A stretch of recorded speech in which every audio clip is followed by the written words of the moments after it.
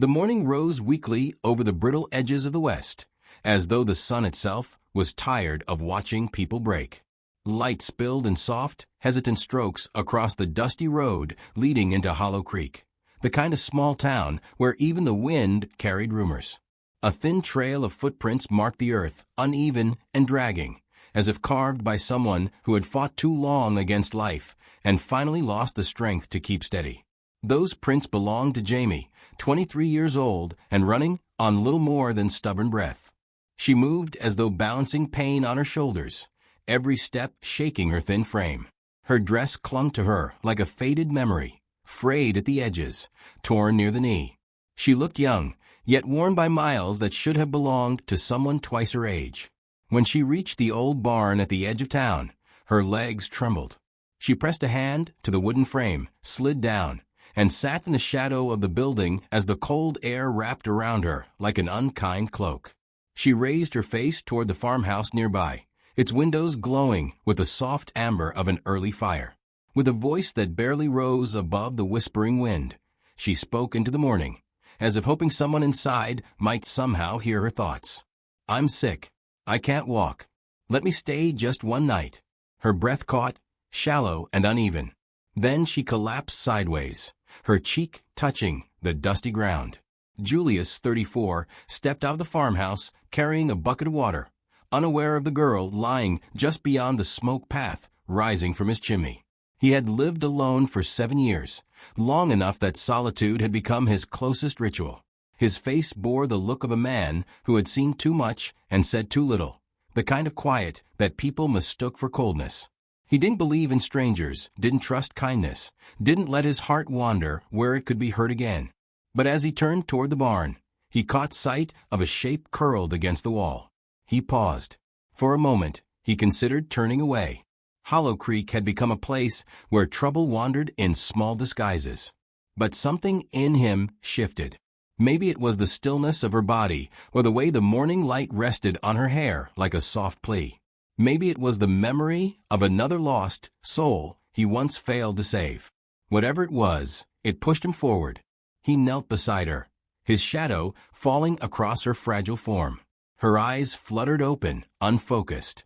She attempted to pull herself upright, but her arm gave out before she lifted even an inch. "I'm sick, can't walk. Can I stay one night?" Her voice wavered like a cracked melody. Julius didn't answer at first. He simply watched her, trying to judge if letting her near would break something in him he had spent years holding together. The townspeople would whisper if they saw him take in a stranger like this. They whispered anyway, but the wind carried her breath in faint, trembling waves, and he felt something unfamiliar stir beneath his ribs. Without speaking, he slid one arm beneath her back and the other under her legs. The girl gasped softly, surprised by the sudden lift. Julius rose with her in his arms and began walking toward the cabin.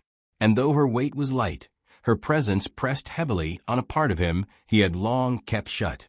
Old Caleb, the blacksmith, stood outside his shop sharpening a blade when he saw Julius carrying a young woman like a fragile piece of glass that might crack with a single wrong move.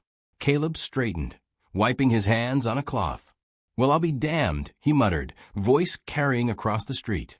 Mrs. Alder peeked through the general store window, eyes widening. "Is that Julius helping someone?" she whispered to herself, as if saying it too loudly might cause reality to crumble. The town had seen many odd things over the years, but Julius voluntarily carrying a stranger into his home was not one of them. People would later say it shook Hollow Creek awake, as though witnessing a miracle disguised in dusty clothes. Inside the cabin, Julius placed Jamie gently on his bed, the only soft place in the house. He straightened, unsure of what to do with his hands. She lay still, eyes half open, barely hanging on to consciousness. Her presence filled the room with a quiet that felt heavier than silence. He lit an oil lamp, its glow warming the wooden walls carved by time and loneliness. Jamie blinked slowly, taking in the room with the cautious eyes of someone who had never been welcomed anywhere. "I'm sorry. I didn't mean." She struggled for breath. Julius raised a hand, uncertain why he did. "Rest," he said in a voice unused to softness. She closed her eyes, Julius moved around the cabin with stiff movements, as if unsure how to behave with another heartbeat in the same space. He placed water over the fire, letting it warm until the steam curled upward. His mother had once taught him how to make a simple remedy for fever and exhaustion. He hadn't needed it in years, yet his hands remembered the motions. As he mixed the herbs, he kept glancing toward her, making sure her chest still rose and fell. Outside, the wind brushed against the window like an old friend checking in. Within the warm glow of the cabin, something delicate seemed to awaken. Jamie stirred once, opening her eyes long enough to watch Julius quietly tending to her survival. He didn't speak to her, didn't offer comfort, yet she felt something steady in the way he moved, something that promised she wasn't unwanted here. Hours passed in soft rhythms. Julius sat near the fire, elbows resting on his knees, staring at the flames as though wrestling with memories he didn't dare touch. Jamie slept lightly, drifting between dreams and faint reality. Every now and then she whispered something, fragments of a childhood memory, the echo of someone calling her name, or a prayer half shaped by pain. Julius listened without meaning to. Her voice tugged at threads he thought long severed. When the rain began its gentle tapping on the roof, Jamie woke with a quiet shiver. Julius noticed immediately. He stood, walked to her bedside, and adjusted the blanket around her. She watched him through half-lidded eyes, her breathing still unsteady. "You didn't have to help me," she whispered. Julius didn't answer. He simply looked at her, studying her expression as if searching for the real story beneath her words. After a long pause, he said softly, "You were freezing out there. Leaving you wasn't an option." His voice carried something raw, something hesitant, not kindness exactly, but something that lived beside it. Jamie's throat tightened. No one had chosen to help her in a long time.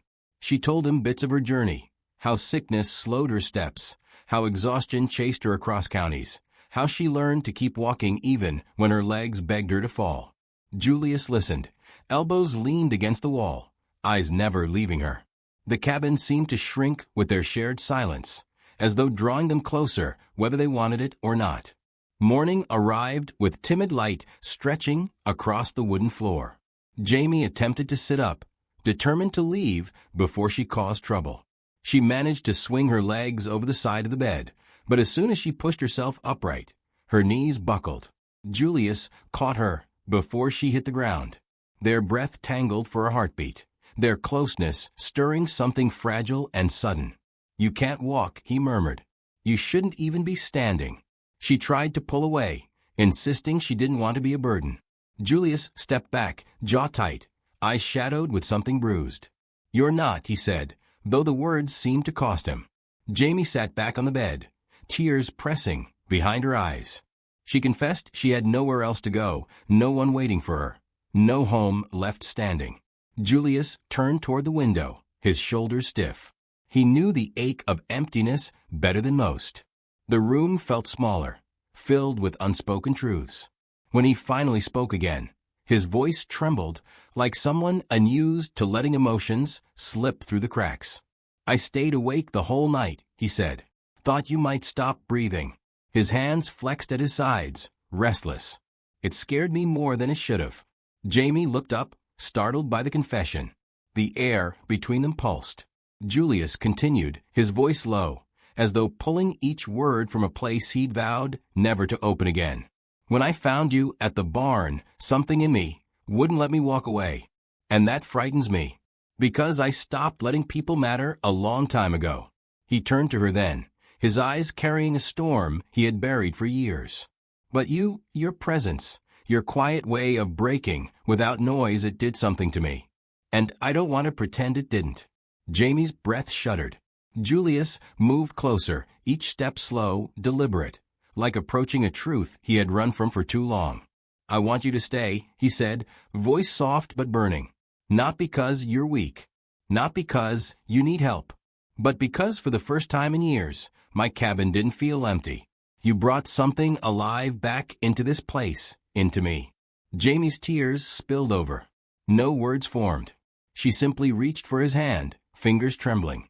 Julius sat beside her, letting their hands fit together like two broken pieces, finally finding shape. She leaned forward, tears warm against his chest. "You saved me," she whispered, voice shaking.